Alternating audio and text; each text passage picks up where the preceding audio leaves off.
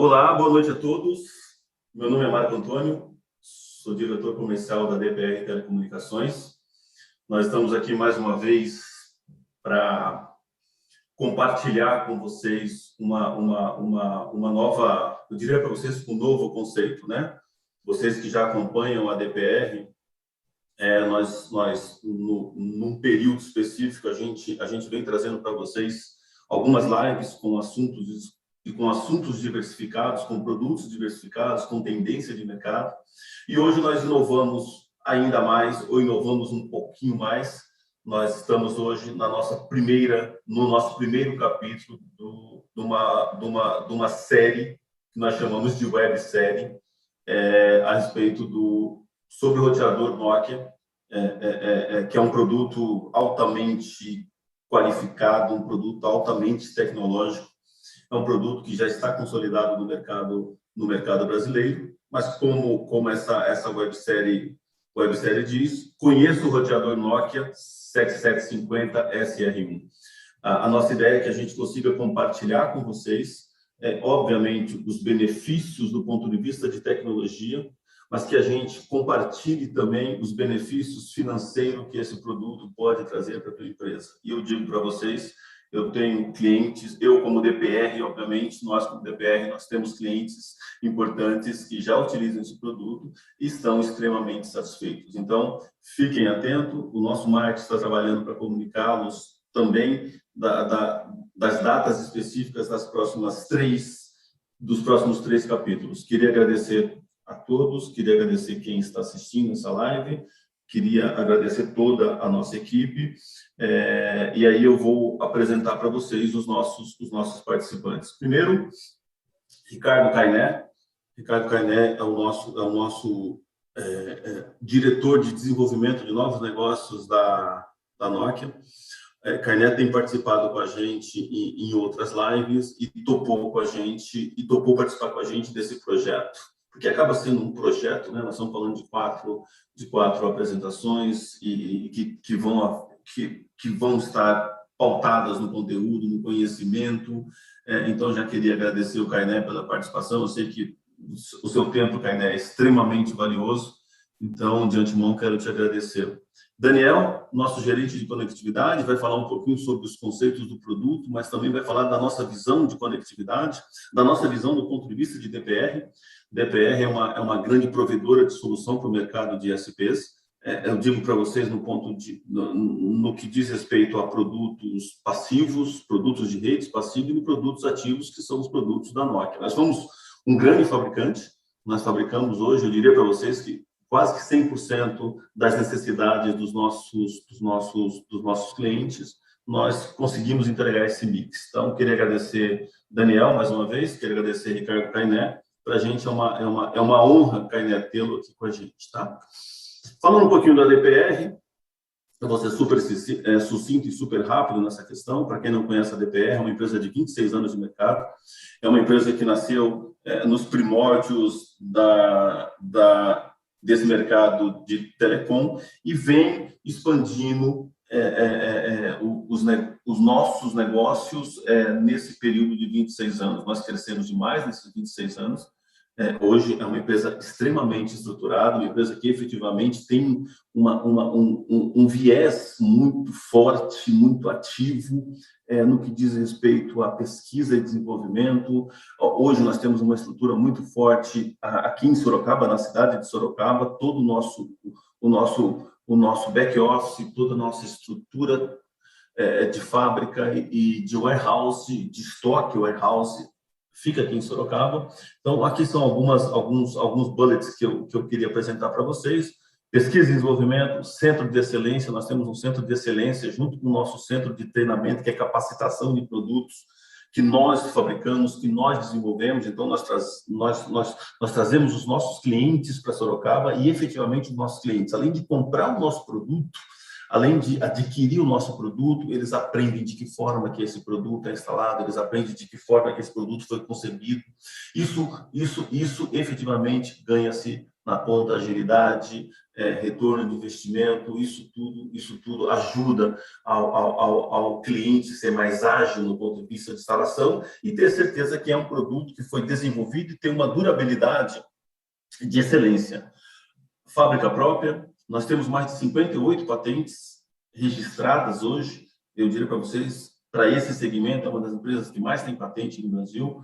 Parcerias de longo prazo, nós temos centenas de produtos para a rede de fibra ótica. Esse é o nosso core business, esse é o nosso legado, além de suportar os nossos clientes do ponto de vista de financiamento, com as nossas melhores soluções financeiras para o mercado. Passando um pouquinho meu próximo slide, eis aqui o nosso centro tecnológico de distribuição e também o nosso escritório. Essa face que os senhores e senhoras estão observando é o nosso escritório, de que forma nós estamos hoje alojados aqui em Sorocaba. De antemão, já convido a todos que quiserem nos visitar, fiquem à vontade, falem com o teu gerente de negócio, com o teu account, com o teu contato, que efetivamente nós estaremos prontos para recebê-los aqui em Sorocaba. O nosso warehouse hoje ele comporta mais de 30 milhões de metros cúbicos de mercadoria, uma área total de 26 mil metros quadrados e uma área construída de 8.800 metros. Isso tudo para que a gente possa suportar o crescimento da nossa operação, para que a gente possa suportar os requerimentos dos nossos clientes e entregar efetivamente uma solução adequada para cada tipo de cliente. A DPR, ela trabalha individual o cliente. Nós cuidamos individualmente dos nossos clientes. Essa é uma mensagem bastante importante que eu queria passar para os senhores. Aqui, quais são os nossos capítulos, né? Então, nós temos agora setembro, que é a configuração do NAT com roteador Nokia 7750, outubro, novembro e dezembro. E aí nós, como eu disse no começo, nós iremos fatiar, nós iremos separar esses assuntos, nós iremos criar itens, temas para que esses bullets ou esses itens sejam discutidos com a nossa equipe, junto com o Kainé, junto com a equipe do Kainé, junto com o Daniel, para que efetivamente a gente consiga levar a informação para vocês. Nós queremos a divulgação, o compartilhamento, a distribuição dessa informação que para a gente é fundamental, para a gente é importante. Eu digo a gente Nokia e DPR, mas para o nosso mercado também é fundamental que o mercado conheça este produto. Eu diria para vocês que é um produto de extrema excelência. É totalmente amigável e é um produto que eu não vou quebrar a surpresa aqui dessas webséries, mas eu diria para vocês que se vocês colocarem na conta dos senhores tudo que vocês precisam comprar para que você tenha um serviço adequado de roteamento e de mais agregados, eu tenho no mesmo produto. Então, essa é a mensagem que eu queria deixar para vocês. Queria efetivamente chamar o Daniel. O Daniel tem participado com a gente das lives, é o gestor da área de conectividade, e vai apresentar um pouquinho mais para vocês a respeito do conceito de conectividade e também do nosso produto, que é o roteador da Nokia, tá bom? Agradeço a todos, estarei presente aqui na live e aí no final eu volto para me despedir e se for de bom tom a gente poderia abrir para algumas perguntas e respostas, etc. Agradeço vocês. Daniel, obrigado pela participação. A palavra é sua, meu amigo. Obrigado, Magu. Obrigado, Marco, pela atenção aí, né? É com muita honra novamente que a gente começa essa nova etapa aqui dentro do canal DPR, né? A ideia dessa websérie é justamente a gente ficar com um conteúdo mais próximo para os ISPs da parte prática e não da parte teórica, né, e comercial, vamos dizer assim, porque esse é o mundo dos ISPs, né? Eles são eternos aprendizes, né? Eles gostam de aprender cada vez coisas novas e novas funcionalidades.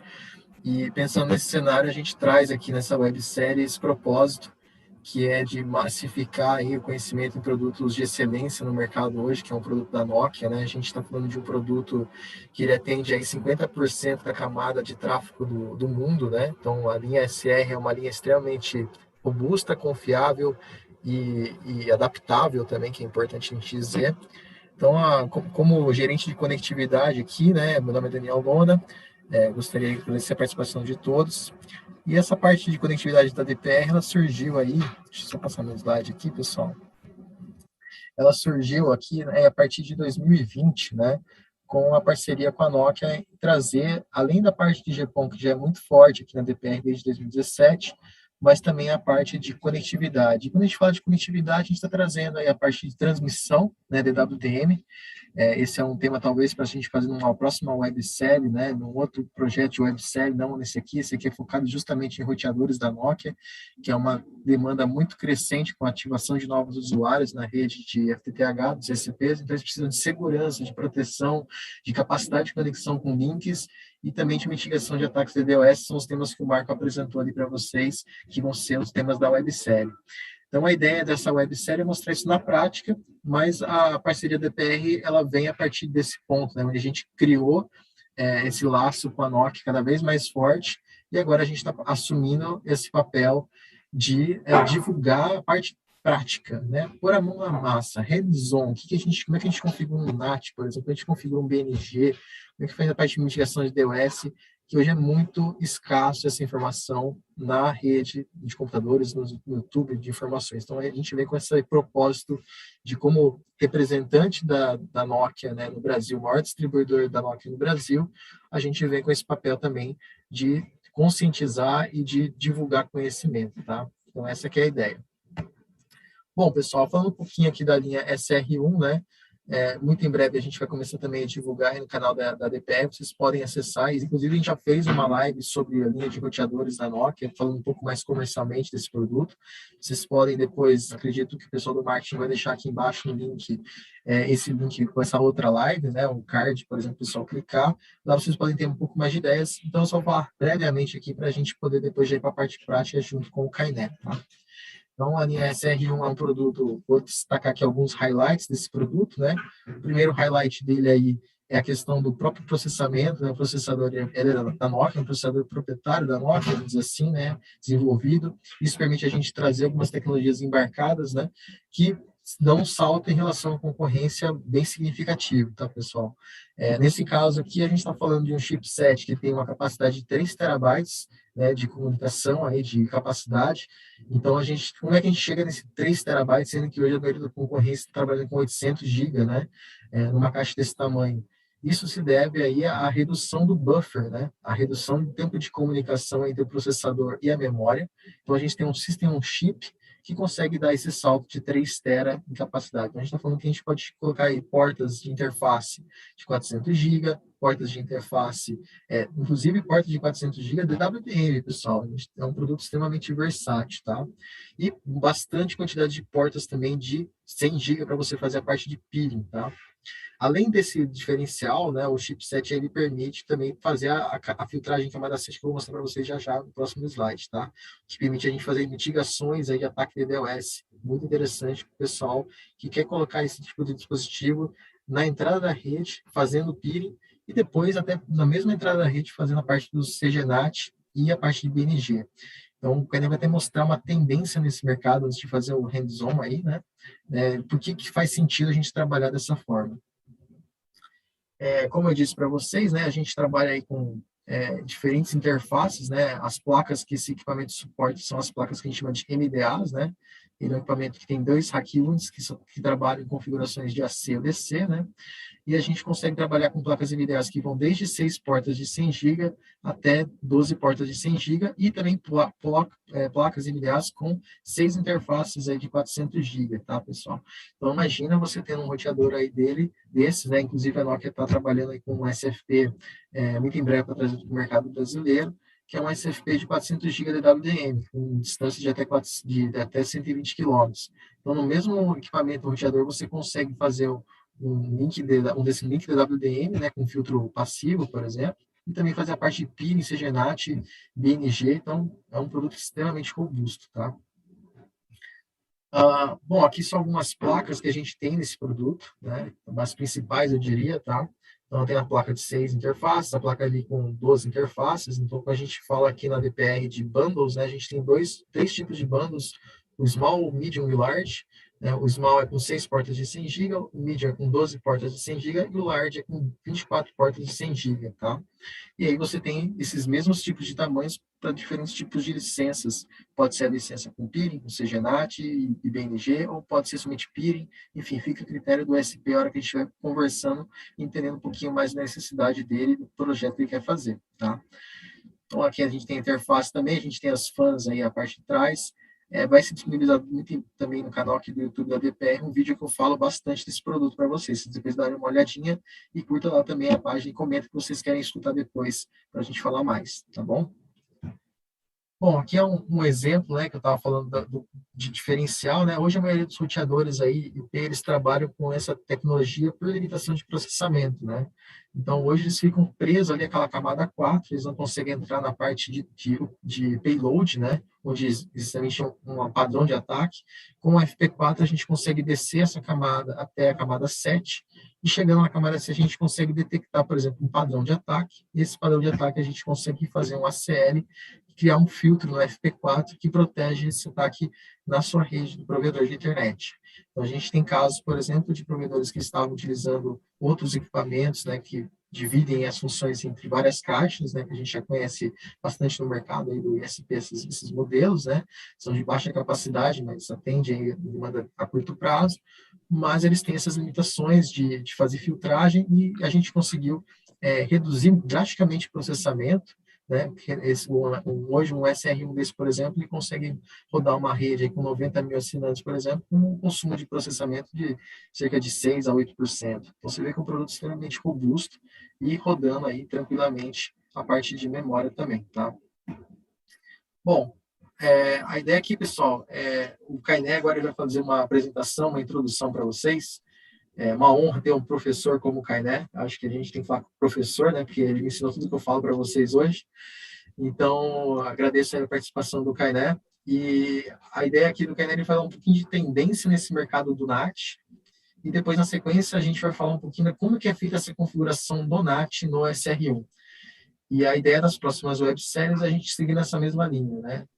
Nessa mesma websérie, a gente vai seguir os próximos capítulos falando de outros temas, por exemplo, BNG, mitigação, ataque DDoS, e falar como é que é feita essas configurações em cima do SR1, né? E vocês vão ver a analogia em relação aos concorrentes na parte de linha de comando em relação ao produto da Nokia. Então, vocês vão ter uma similaridade, assim, então é assim que se faz o da Nokia, eu não sabia que era tão simples, ou que faz sentido fazer dessa forma, como o Kainé vai explicar. Então, é com você, Kainé. Obrigado pela atenção aí mais uma vez.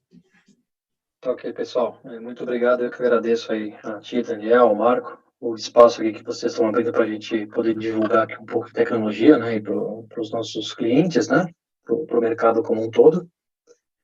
E eu vou começar então aqui falando para vocês um pouquinho aí de como é que a gente enxerga a implementação de NAT, como é que a gente evoluiu isso ao longo do tempo, tá? Então, nesse roteador 7750 que o Daniel comentava há pouco, né, ele é um roteador que a gente miniaturizou muito os componentes, né, introduziu tecnologias para poder colocar alta densidade de portas num pequeno espaço, né, num footprint muito pequeno. É um equipamento que ela tem 2 RUs de altura, né.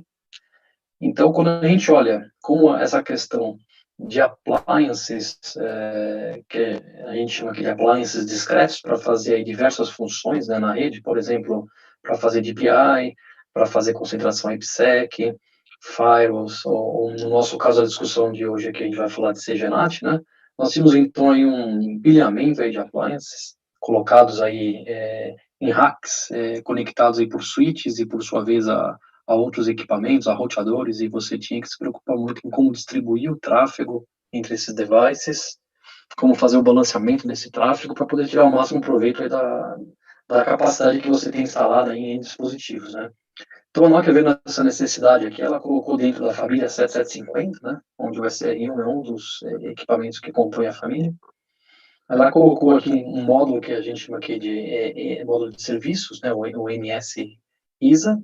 Esse módulo tinha lá uma primeira versão que, quando você pegava lá um equipamento um pouco maior à época, ocupava lá um slot, era a primeira versão desse módulo, uma versão que tinha lá 20 gigabits de throughput, e acabamos, então, posteriormente lançando uma segunda versão de 40 gigabits, né? Então, você passaria a ocupar com meio slot no roteador, você teria 40 GB de capacidade nesse slot, de maneira que você poderia ter 2 módulos desse, onde antes você tinha um que era inteiriço no slot, então você passou a ter 80 GB no slot, né, do roteador, e um roteador aí com múltiplos slots, por exemplo, 10 slots, você poderia colocar aí diversos desses módulos, até 16 módulos desses, e escalar bastante aí, 16 vezes 80 GB de throughput dessas aplicações, tá? Das diversos tipos de aplicações, tá? E com o tempo, esses roteadores eles foram ganhando também maior densidade de throughput por slot. Então, um roteador desse, por exemplo, passou a suportar 200 GB por slot, 400, né? Então, de maneira que a capacidade de comutação por slot foi crescendo, e esses devices aqui não evoluem da mesma maneira, na mesma velocidade, né? São recursos aí de processamento muito intensivo, né? E com esse adensamento de interfaces e evolução na capacidade de processamento de roteamento desses roteadores por slot, quando a gente olha para o SR1, a Nokia desenvolveu aqui um módulo que a gente chama de módulo satélite. Esse módulo ele funciona conectado a uma porta do roteador SR1 e não agora a um slot, né? Então você toma uma porta em vez de tomar um slot.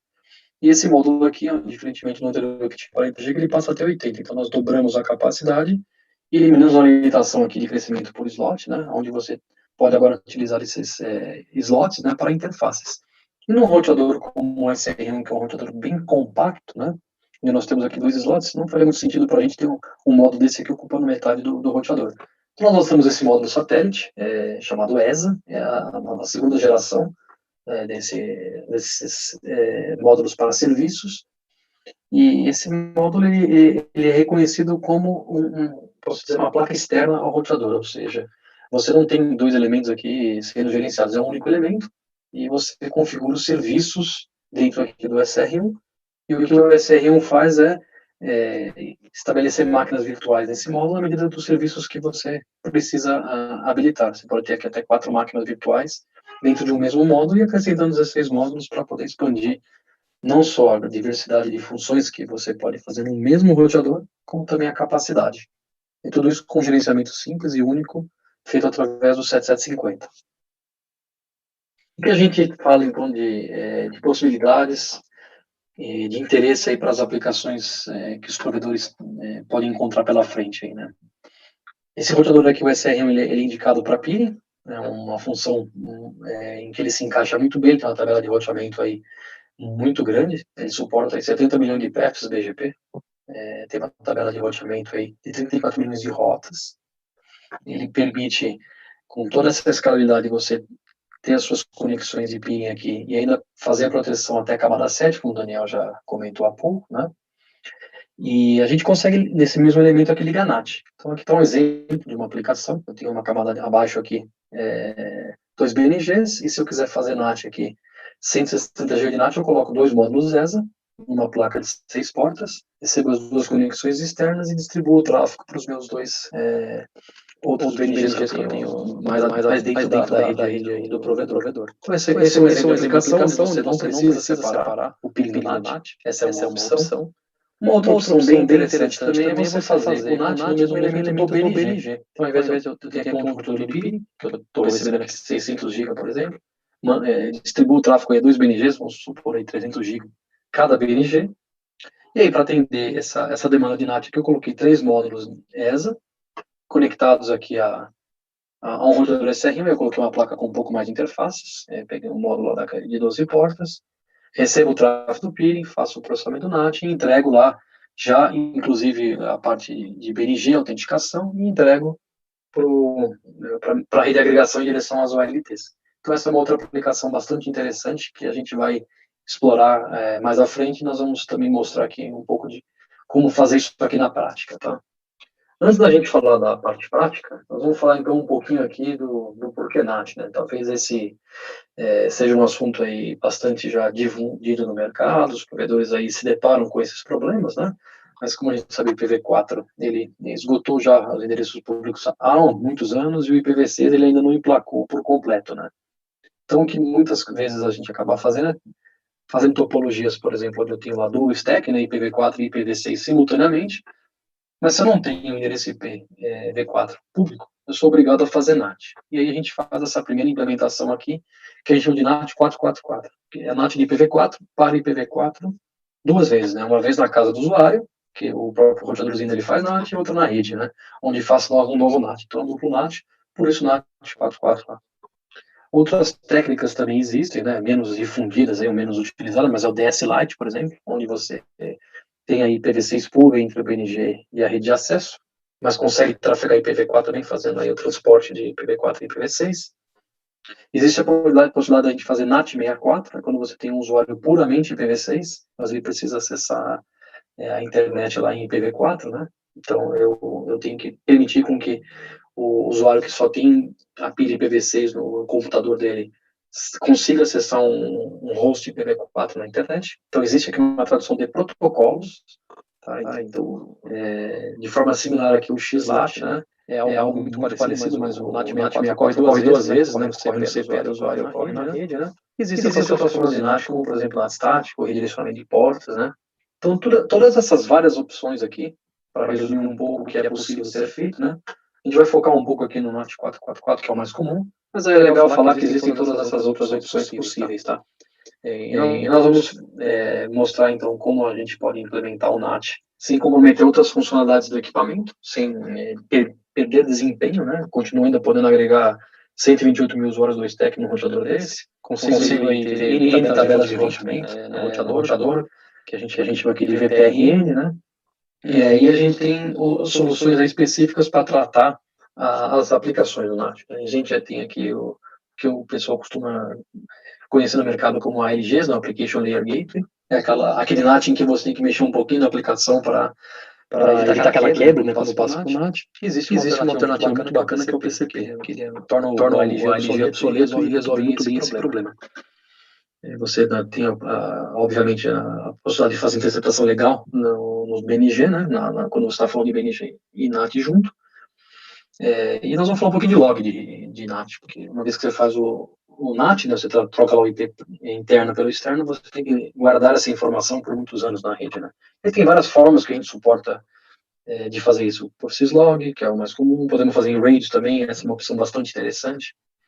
Existem outras maneiras aí, como a IPFix e outras que eu não estou aqui listando, mas é bastante flexível nesse sentido. Então, quando a gente fala de dual stack NAT 444, né, nós estamos colocando aqui, então, um usuário que tem os dois endereços, IPv4 e IPv6. Na hora de navegar para a internet, se for navegar com IPv4, esse endereço aqui do usuário ele não é público, ele vai fazer NAT no CPE, mas por um outro endereço que não é público, na rede do provedor, porque ele não tem mais o endereço público, né? Esse endereço aqui, seguindo as recomendações aí do IANA, né? Eles reservam aí um endereço 10064, né? Que é o endereço chamado de Shared Address Space, que dentro do BNG, ou no nosso caso aqui do LAT, junto com o BNG, né? Trocamos então novamente esse IPv4 por IP público.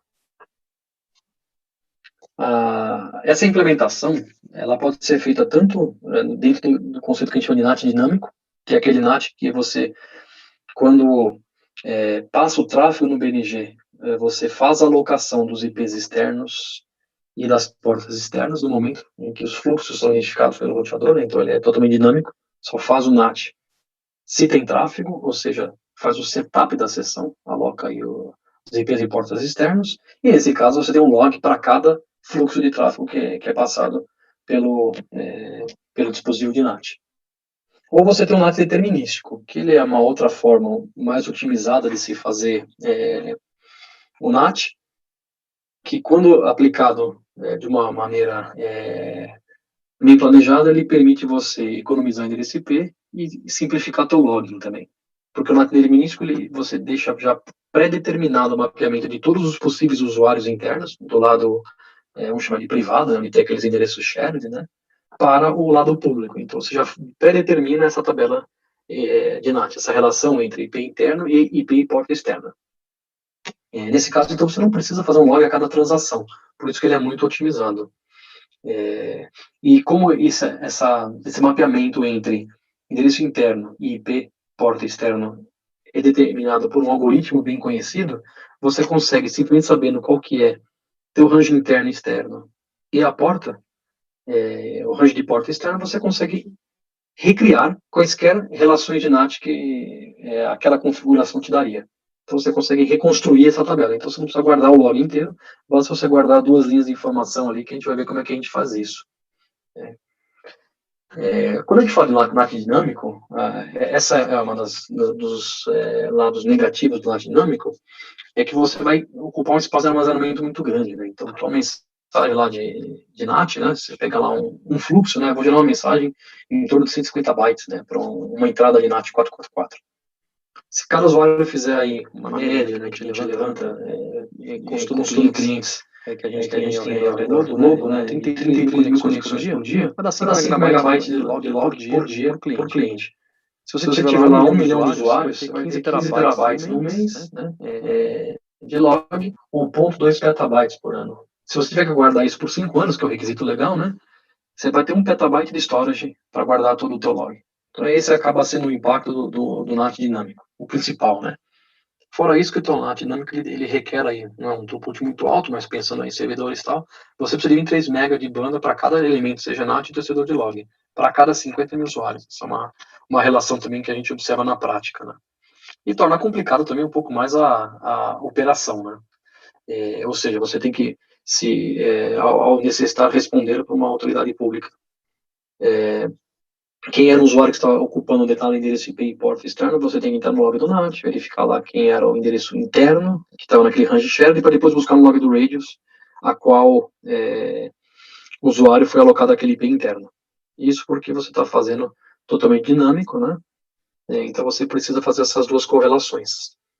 Quando você faz o log estático, o NAT estático é um pouquinho diferente, porque a gente tem já esse mapeamento, né? Está até aqui representado de forma gráfica os endereços internos, né, os diversos endereços dos todos os prefixos internos que você tem alocados aí para os seus usuários, na hora que eles se autenticam, e você vai ter aqui os blocos de porta alocados para cada IP externo, e também o endereço IP externo de cada um desses blocos. Então, com esta tabela pré-determinada por um algoritmo que o determinístico dá para vocês, você só precisa, então, guardar essa linha de informação, que a gente pode fazer de duas formas. Eu posso, então, consultar o que está operacional no roteador naquele momento, perguntar para ele, escuta, para esse endereço externo e essa porta externa, qual é o correspondente interno que foi alocado ao usuário, né?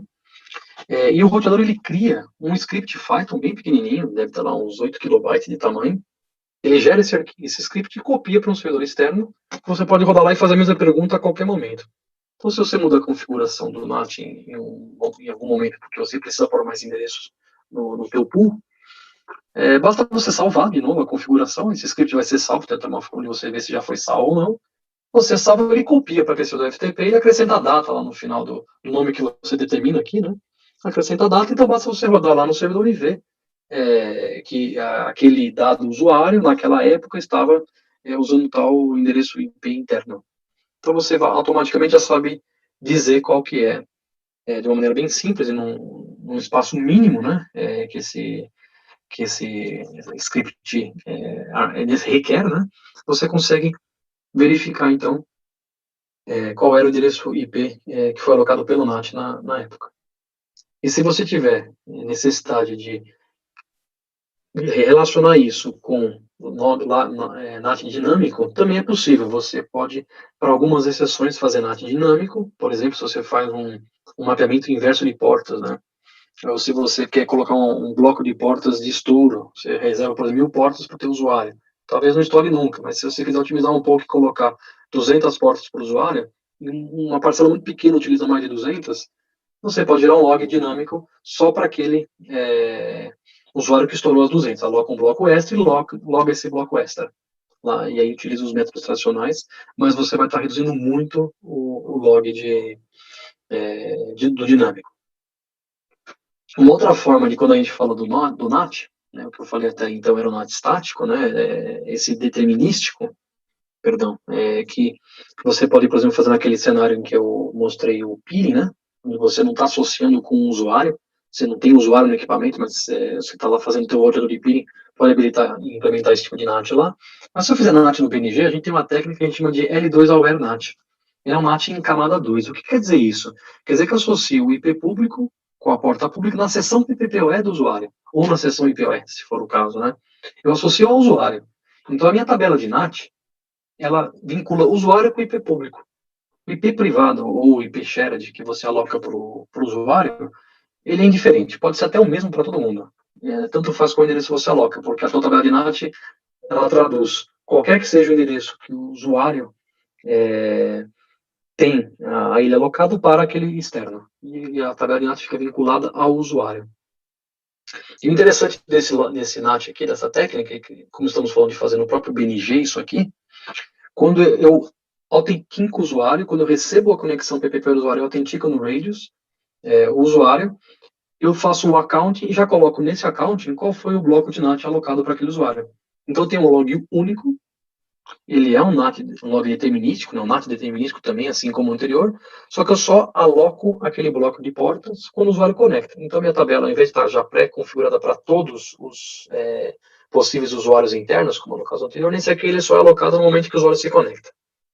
Então, eu gero um bloco usando o mesmo algoritmo do determinístico, aloco lá para o usuário aquela IPI porta pública e coloco no log do RAID. Então, em um único log, você consulta as duas coisas. Não vai gastar aquele monte de storage que eu comentei agora há pouco do dinâmico. E um outro negócio legal que eu queria comentar para vocês, antes de passar aí para a demonstração prática, né, eu queria falar um pouquinho do PCP. O PCP ele é um contraponto que pode ser feito aos ALGs, né? Porque justamente o ALG o que ele vai te fazer é tentar mexer na aplicação quando passa por NAT, alguns campos para evitar que aquela aplicação quebre, né? Ou fazer redirecionamentos de portas, outras questões que a aplicação requer, né? Um exemplo é FTP, né? Como FTP, se você trabalha lá com porta 2021, né? Você tem lá as comunicações ativa e passiva do FTP, né? Então, se quando você precisa da conexão entrante, o roteador que faz do NAT para a conexão sainte tem que já prever o retorno da conexão entrante. Só que se você estiver fazendo NAT 444, isso não vai dar certo, né? Porque você teria que saber no log, no NAT da rede, né, que também no roteador do cliente essa conexão foi mapeada.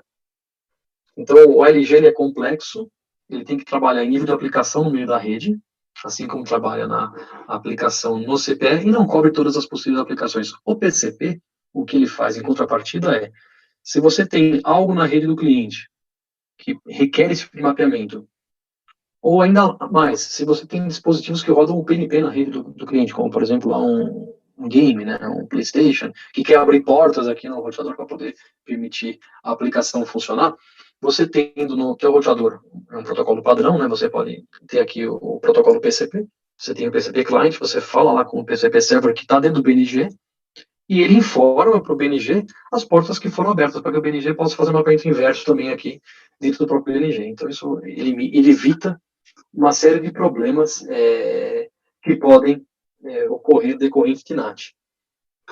E ele pode ser aplicado a qualquer uma dessas técnicas de NAT que eu comentei a vocês, tá? Para o NAT 444, para o NAT 64, ou para o DS Lite. Tá? Então, ele acaba sendo aí uma funcionalidade extra que pode ajudar aí a resolver problemas, quem sabe que o NAT traz para o dia a dia.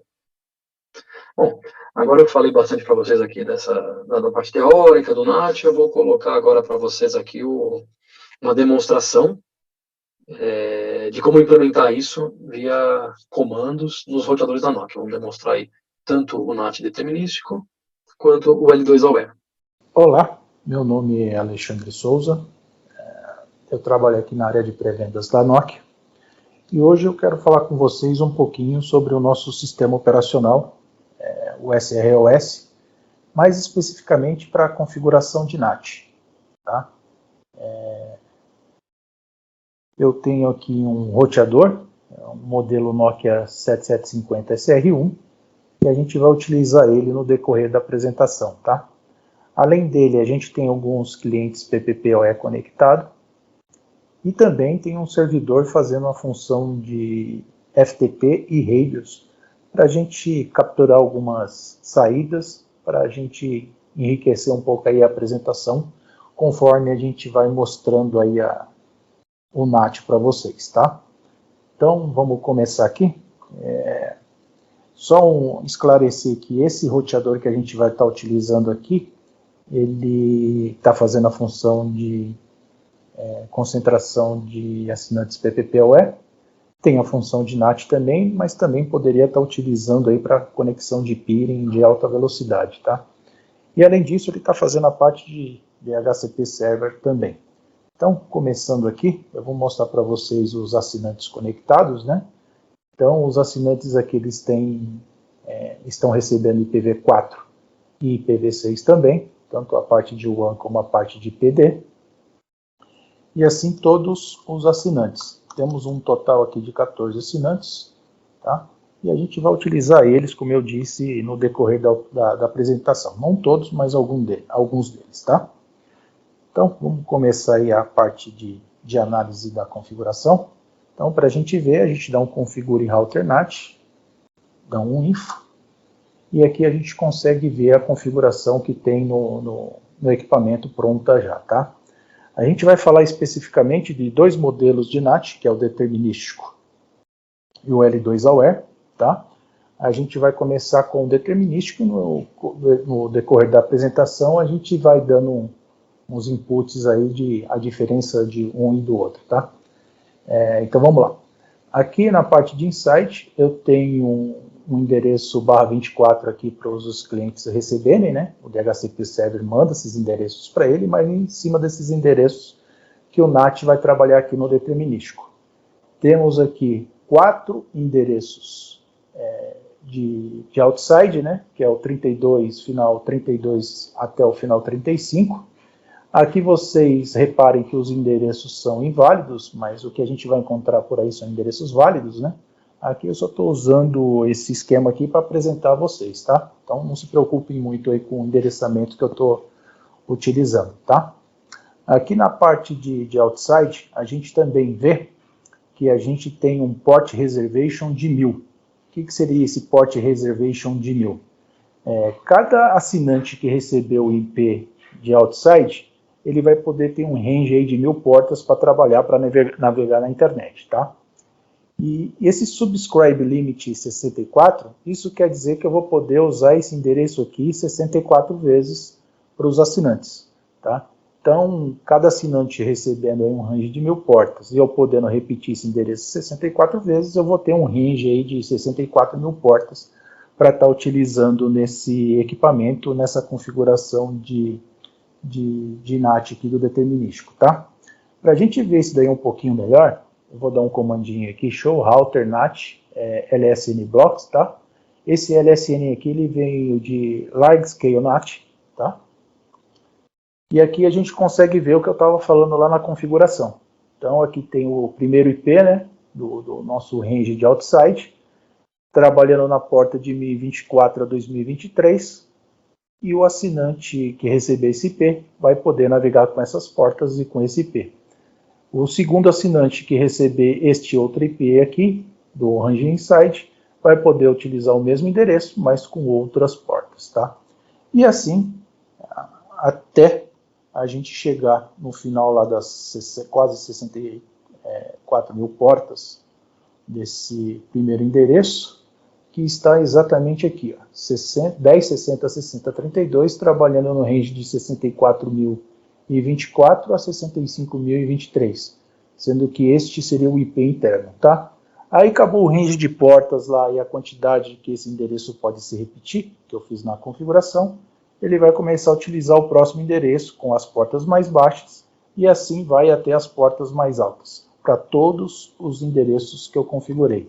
Então, se a gente for lá no finalzinho da configuração, a gente vai ver que o último endereço que eu vou estar utilizando é o 10.60.60.35, com esse range de portas altas aqui, para o último endereço do meu pool de insight, que seria o 100.64.0.255. Com isso, me dá 256 blocos aí para mim trabalhar nessa configuração determinística, tá? Então, esse é um ponto da configuração determinística. Quando a gente faz a configuração, eu já faço o mapeamento dos meus endereços de inside e outside, e ele já fica mapeado lá no roteador, independentemente se o cliente está conectado ou não. Então, quando o cliente for se conectar, ele já vai ter mapeado lá para ele o IP de entrada e saída que ele vai poder utilizar, tá? Então, essa é uma característica do NAT determinístico. Suponhamos que algum órgão ou você mesmo necessite fazer uma pesquisa, né? Opa, esqueci um Szinho aqui no começo do comando. Fazer uma pesquisa em cima de um endereço específico de pesquisa, né? Suponhamos que você tem um endereço de saída 10.60.60.32 e você quer saber, dentro dessa porta 5002, quem seria o endereço interno que está utilizando esse IP de outside. Então eu dou esse comando show router aqui NAT, né? Falo para ele qual que é o IP e qual é a porta. Ele vai me dar a resposta aqui que o endereço 10.60.60.32, utilizando esse range de portas, quem está utilizando esse endereço internamente é o 100.6403. Então, se você precisar identificar qual é o usuário que está utilizando esse endereço, você vai lá no Radius e coleta essa informação balizado na configuração que você tem aí do NAT determinístico. Então, é bem fácil consultar, né? Se você não tiver nenhuma mudança de pool, então essa configuração vai ficar aí para sempre, né? Espero que não, espero que você cresça aí no seu pool de NAT, né? Tanto de entrada como saída, é sinal que a sua rede está crescendo. Aí você pode me perguntar, Alexandre, então eu vou adicionar um pool e isso vai ser alterado? Lógico que vai. Então, como é que a gente faz para salvar esses arquivos, essas informações aí de tempos em tempos, né? O roteador, ele tem um arquivinho Python, que eu vou mostrar aqui para vocês. Eu entro aqui dentro da configure service. Estou aqui no modo de configuração já, então tem que dar uma barrinha. Configure service NAT. Então, vou dar um info aqui, que a gente viu lá na configuração, e eu vou ver que tem um script Python que eu estou salvando para um servidor FTP, né, com esse IP aqui, e este é o nome do arquivo Python que eu estou salvando lá. Então, suponhamos, você fez uma configuração do seu NAT, deixou tudo prontinho lá, determinístico, e criou esse arquivo aqui, Python, e salvou lá no seu FTP. Aí, passado 3 meses, 1 ano, enfim, eu não sei o tempo aí, o tempo quem vai dizer é o crescimento da rede de vocês, né, e foi adicionado um novo pool. Então, o que você vai ter que fazer? Salvar esse arquivo novamente para você ter o histórico de quando você vai mudando as suas informações, né? E como é que eu sei se o arquivo está salvo, se não foi salvo? A gente vem aqui no roteador e dá um comandinho aqui para a gente ver as informações desse script. Então, aqui é uma outra forma de ver a informação, né? Então, aqui a location é onde eu estou salvando o arquivo. Então está lá no meu servidor de FTP. Preciso salvar ele? O salvamento é necessário? Não. Então eu já salvei ele, não teve nenhuma mudança do pool que eu fiz. A última vez que eu salvei deu sucesso. Então está tudo direitinho as informações lá. E a última vez que eu salvei foi no dia 28/9, às 10h26. Tá? Então se a gente for lá no servidor FTP agora, e for lá no diretório dele, eu vou lá ver os meus arquivos salvos. Opa, eu não estou no diretório correto. Deixa eu entrar aqui. cd/home o arquivo, o diretório que eu defini. Então, se eu for lá no diretório, eu vou ver do tempo que eu comecei a salvar os meus arquivos, que começou lá no dia 17 de junho, e até hoje, no dia 28 de setembro, às 10h27, que eu fiz o último backup desse arquivo, né? Aí você me pergunta, Alexandre, eu comecei com o meu pool lá no início, lá no dia 17 de junho, só que no dia 22 de junho, eu mudei meu pool. Então, passado alguns dias aí, eu adicionei mais um pool. Aí esse pessoal do órgão veio aqui me perguntar sobre um IP que eu tinha configurado entre o dia 17 e o dia 22. Sem problema algum. Então, conforme a gente tinha feito lá no roteador, a gente vai vir aqui no FTP, vai dar um ponto barra aqui, vai pegar o arquivinho lá do dia 17, vai pôr ele aqui, e pelo IP e pela porta a gente vai consultar quem era esse nosso amigo. Eu dou um comandinho aqui, ele vem me dar a resposta. Ó. Esse endereço 10.60.60.32, utilizando a porta 5002, que nem a gente fez lá no router, naquele primeiro comando, ele vai me mostrar a mesma coisa aqui, ó, 100.6403 era o assinante que estava utilizando este IP, naquela época que eu salvei o arquivo. Tá? Então você pode ir lá no seu RAIDs, pela data que o órgão público te informou para você fazer a consulta, e vai lá no RAIDs e procura quem era o usuário nessa época. Tá? E assim por diante. Se você aumentar o pool em setembro, você vai ter um novo arquivo, e daí para trás você vai ter os seus usuários como estava configurado no pool antigo. E daqui para frente vai ser o pool novo. Tá? E reparem que esse arquivo ele é bem pequenininho, ele tem 8.604 bytes. Tá? E se eu adicionar mais pool, esse arquivo vai crescer? Deve crescer 2, 3 bytes aqui. Eu vou mostrar para vocês aqui o que é o conteúdo desse script Python. Então, se eu entrar aqui, pegar qualquer um deles, tá? Então, ele tem lá o script dele, lá para quem gosta de Python, o céu é o limite, né? Mas o que eu quero mostrar para vocês especificamente é estas duas linhas aqui. Ó. É aqui que eu faço um mapeamento para me coletar essas informações que nem eu dei o comando aqui no arquivinho do Python. O que ele está me mostrando aqui? O endereço IP de inside de início, o endereço de IP de inside final, o outside início, o outside final, e conforme eu configurei lá as minhas configurações. Ele puxa isso daí tudo automático, já é um scriptzinho lá pré-determinado para você. Então, se você for adicionar um pool, vai entrar mais duas linhas aqui. Então, você não vai ter preocupação nenhuma de salvar esses arquivos com storage gigante, tá? Só precisa ter aquela basezinha, um arquivo, um servidor pequeno FTP aí para você salvar isso daí de tempos em tempos, tá? Então, isso daí é bem importante a gente saber. E como eu disse, se a gente vê o tamanho do arquivo aqui, deixa eu dar um ls-a, o arquivo ele é muito pequeno. Mesmo que a gente for salvando aí de tempos em tempos, é um arquivo bem pequeno, tá? Então, essas são as duas formas aí que a gente tem de coletar informação de qual é o assinante que está usando o endereço em determinado tempo. Então, você pode ver a situação real lá no router, naquele determinado momento, ou você pode usar aqui o arquivo Python para consultar isso aí em tempos passados, tá ok? Então, vamos voltar aqui no nosso roteador. Agora a gente vai falar um pouquinho do outro modelo de configuração de NAT, que é o L2Aware, tá? Então, deixa eu só minimizar o nosso amigo aqui para a gente continuar. Então, vamos lá. Então, eu vou entrar de novo lá na parte de configuração do NAT.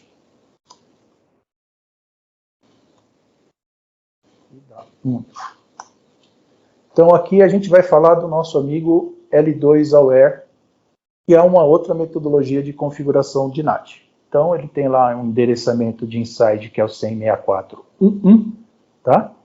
E na parte de outside, a gente configurou aqui o 10.60.60.36 ao 39.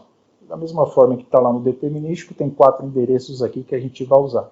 De novo, isso aqui são endereços inválidos, o que a gente vai encontrar por aí são endereços válidos, tá? Então, como é que a gente faz para consultar as informações do L2Aware? Vamos ver aqui. Vamos fazer da mesma forma que a gente fez lá no determinístico. Então, vou fazer uma consulta aqui, eu dei um comando show router NAT L2Aware agora, não é mais LSM blocks, tá? Agora é L2Aware. E eu vou mostrar aqui que tem 2 clientes conectados. Aqui vem a primeira diferença em relação ao determinístico, né? O determinístico, se vocês lembram, eu comentei para vocês que a gente faz um mapeamento lá de inside e outside, e ele já fica lá configurado no roteador. Aqui no L2Aware, ele otimiza um pouco mais a situação de endereçamento. Ele só vai mostrar para você se o usuário realmente estiver conectado. Tá? Essa é uma das diferenças do determinístico para o L2Aware. Qual que é a outra diferença aí? Como ele é L2, ele depende que o concentrador de PPPoE e NAT estejam na mesma caixa.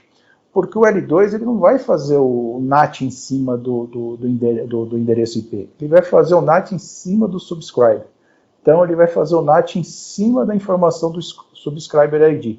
Com isso, me propicia, até se eu quiser usar todos os endereços de inside, o mesmo endereço, isso é possível, tá? Aqui, se você vê uma diferença, outra diferença do determinístico para o L2AWARE, é que a informação aqui ele não me mostrou qual IP que eu estou mostrando, que eu estou utilizando como inside, tá? Nesse momento. Para mim ver isso, eu posso dar um comando aqui, show service, NAT, L2AWARE hosts.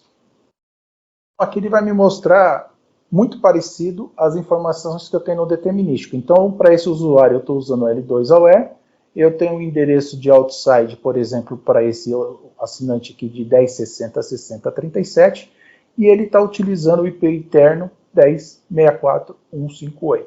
Mas, como eu disse, o NAT vai ser feito em cima do subscriber, não é em cima do IP do NAT, tá? Essa é uma das diferenças. Na verdade, eu te apontei aqui 3 diferenças aí em cima do determinístico. Né? Então, com L2AWARE você consegue otimizar um pouco melhor os seus IPs aí na utilização, visto que você não deixa mapeado desde o início da configuração. Só vai entrar a configuração e fazer o mapeamento quando o usuário estiver conectado, tá? Então, a gente pode ver aí também, da mesma forma que a gente viu no determinístico, vou dar um comandinho aqui, é um show router L2AWARE blocks, qual que é o IP de outside e a porta que eu quero analisar, né? Então, acho que esse cara aqui não está conectado. Vamos ver aqui. O link está conectado, que é o 37. Então, vamos voltar lá. 37 está usando a porta 6024 a 7023. Então, tem que alterar aqui para me ter alguma resposta. Então, para mim ver da mesma forma que eu vinha no determinístico, eu dou um show router L2AWARE blocks, qual que é o IP de entrada e qual que é a porta que ele vai estar utilizando. Como eu disse a vocês, esse mapeamento aqui, ele não é estático como no determinístico. Por isso que eu dei o comando aquela hora e não me retorna nada. Se esse usuário aqui cair, se desconectar e conectar de novo, pode ser que ele venha com outro IP aqui e outro range de portas, nada impede, tá? Por isso que aquela hora eu dei um comando, ele não me retornou nada, tá? E o L2AWARE, ele é para a gente avaliar no radius a informação do IP de outside, ele tem uma vantagem interessante que pode o cliente final gostar muito, que é a economia de storage também, porque a informação do IP de outside, ele já vai na informação para o radius. Então o roteador já envia essa informação para o radius, ele só vai adicionar uma linha lá para a gente avaliar isso. Vamos dar uma olhada nisso para ver como é que é? Vamos lá. Então eu vou colocar esse roteador aqui de lado e vou chamar de novo o meu servidorzinho aqui que está sendo utilizado de FTP e radius também. Deixa eu entrar no diretório agora do radius, que antes a gente estava no de FTP, certo? Então vamos entrar aqui, beleza, dou um lsn-la e vejo os arquivos de log de radius. E esse arquivo de log de radius é tanto para o determinístico como para o L2AWARE também, tá? Mas para a gente fixar aqui, vamos trabalhar com L2AWARE nesse momento. Então aqui do meu lado esquerdo temos o radius e aqui do lado direito eu tenho um roteador. Então o que eu vou fazer aqui para demonstrar isso para vocês? Eu vou dar um tail -f no arquivo de hoje, que eu estou utilizando e fazendo essa apresentação para vocês, que é o dia 28/9, tá? Então eu dou um tail aqui, a gente vai ver tudo que estiver passando aí no radius. Se tiver alguém se conectando, se tiver alguém saindo, ele vai mostrar isso para a gente, tá? Então aqui no roteador, o que eu vou fazer agora? Vamos ver de novo lá os usuários que eu tenho conectado nesse momento. Eu tenho 2 usuários. O que a gente vai fazer? Vamos derrubar um deles e ver como se porta a comunicação aqui no radius e as informações que vai para ele. Como eu disse a vocês, o IP de outside já vai dentro da informação do radius que o roteador envia para o radius server, tá? Então vamos lá. Primeira coisa, vamos derrubar um dos clientes aqui. Ainda não derrubei, tá? Isso daí é só algumas movimentações que o Radius faz, tá? Então, vamos lá. Clear Service. Deixa eu voltar aqui. Service. Vou sair desse modo aqui de configuração. Clear. Service. ID 5, que é o ID do serviço. PTP Session. Vou pegar o MAC de um dos clientes aqui, vamos pegar desse cara aqui específico, 10.60.60.37. O MAC dele é esse daqui. Isso aqui é uma das formas de derrubar o cliente, tá? Interface. E a interface que ele está vindo, que eu sei que é essa daqui, tá? Então lá. Derrubei o cliente, teve uma movimentação lá, tá? Então, vamos ver qual IP que o cliente pegou aqui agora. Eu tinha derrubado esse, ele estava com o IP 37, agora ele pegou o 38. Vamos procurar aqui o IP 38 e fazer uma consulta em cima dele. Vamos procurá-lo e ele está aqui. Então, essa é a informação que o RAID subiu, que o roteador enviou para ele. E como eu tinha dito a vocês, olha a parte legal aqui. Ó. Dentro da informação do Radius, eu já consigo enviar qual que é o IP de outside que o cliente está usando, que esse subscriber aqui está utilizando. Então está aqui o endereço de subscriber ID dele, e eu também tenho informação do IP interno que ele está utilizando, tá? Que nem eu mostrei aqui para vocês, só que aqui ele não mostra o IP. Eu preciso dar o outro comandinho lá para a gente ver o IP. Mas o que eu quero passar aqui a vocês é isso aqui, ó. A informação já vem direto no Radius. Então, se hoje você já utiliza o Radius para fazer a autenticação dos seus usuários, não custa nada você criar uma linha adicional lá para pegar a informação do IP de outside. Se um dia vir uma auditoria, algum órgão público, alguma coisa, quiser saber quem estava usando o endereço 10.60.38 nesse range de portas aqui, ou numa porta específica, né? Ou a porta 6.000, ou a porta 7.000, mas dentro do range específico aqui dele, opa, perdemos aqui a informação, porque passou o radius, né? Deixa eu voltar aqui. Ok. Esse aqui é o 39. O radius, quando você pede informação, ele é meio chatinho. Vamos buscar aqui de novo. Acho que é esse aqui. Então, esse aqui. Vou deixar selecionado aqui para facilitar a nossa vida. Então, que nem eu disse lá, ele só vai uma linha de informação para o seu Radius. Você só vai adicionar uma linha. Você não precisa gastar com storage, não precisa gastar com nada. Você só vai criar uma rotina para chamar essa linha aqui quando você quiser saber o IP dele.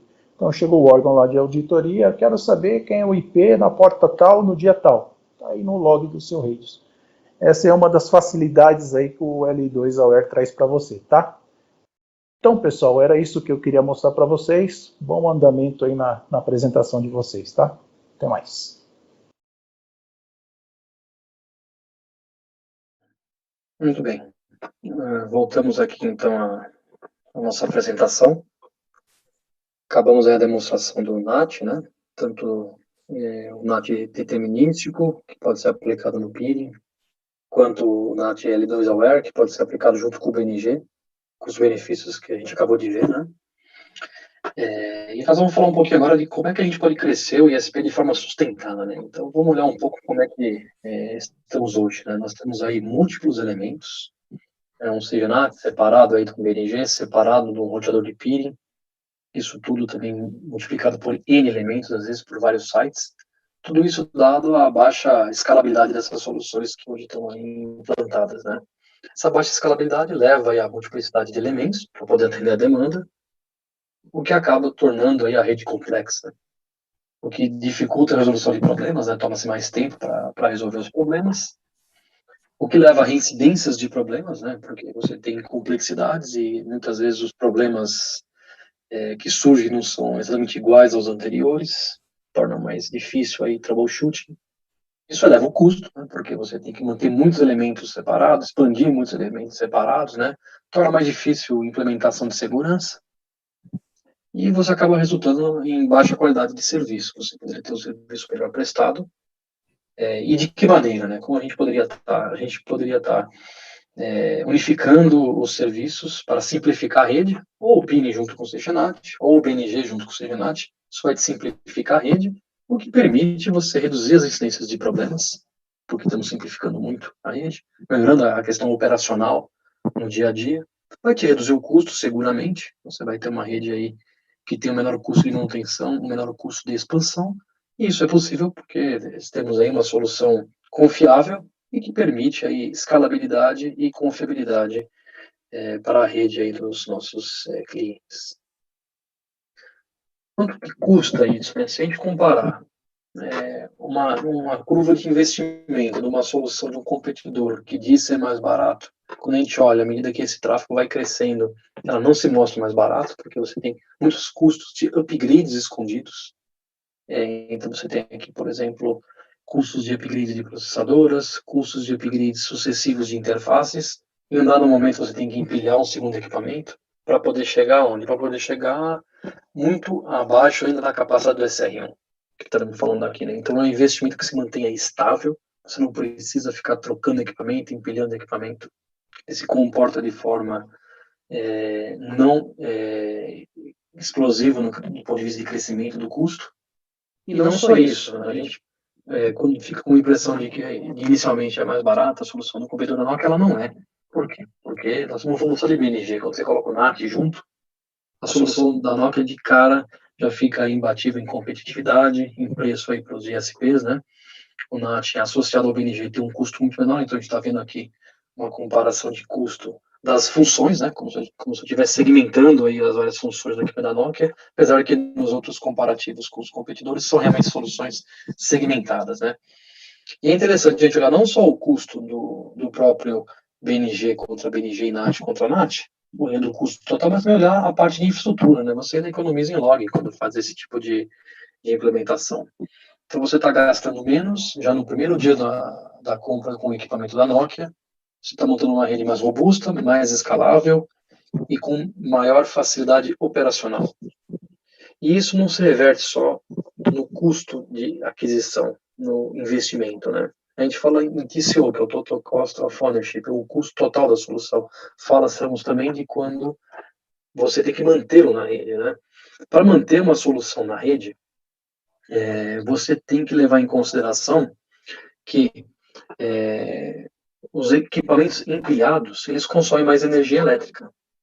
Então, isoladamente, um BNG de um competidor comparado com um BNG da Nokia, eu vou falar um pouco que são esses números para vocês, né? O NAT com o NAT, quando você acrescenta as funções, os modos de NAT no equipamento da Nokia, você consome um pouco mais de energia, mas nem de perto é similar ao que um competidor consome. Isso aqui são quilowatt-hora ano, né? Isso aqui é uma tradução do quê? Tá? A tradução de um equipamento da Nokia, que quando você coloca as duas coisas juntas, nós estamos consumindo aí menos de 900 watts contra um competidor que, empilhando as duas soluções aqui, está chegando aí a mais de 2 quilowatts. Então, quando a gente olha aí o custo anual disto, né? Nós estamos falando aqui de este valor aqui de praticamente 14 mais 17 mil reais, 30 mil reais ano de energia versus 7 mil reais de energia quando olhado a solução Nokia.